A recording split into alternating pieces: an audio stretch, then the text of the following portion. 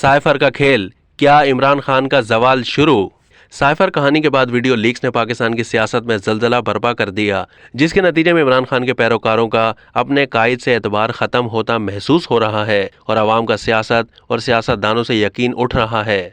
लेकिन इमरान खान अपने झूठ पर कायम है, क्योंकि झूठ उनके सियासी ईमान और यकीन की असास है। इब्तदाई तौर पर झूठ को कोई और रंग देने की सरतोड़ कोशिशों के बावजूद इमरान खान और तहरीक इंसाफ की क़यादत ने अपनी खिफ्त मनाने के लिए तरह तरह के जवाब पेश किए, लेकिन साइफर और उसमें किए जाने वाले रद्दोबदल और जालसाजी की नफ़ी करने और उसके लिए बोले जाने वाले झूठ को छुपाने में नाकाम रहे।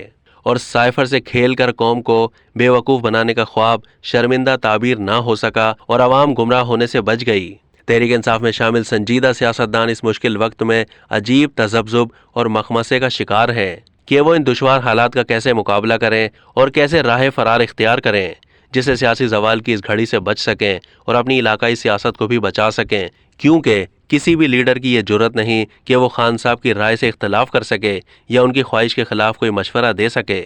इन नाम नेहाद लीडरों का काम सिर्फ खान साहब की बात सुनना और उस पर कोई राय कायम किए बगैर मनोअन अमल करना है।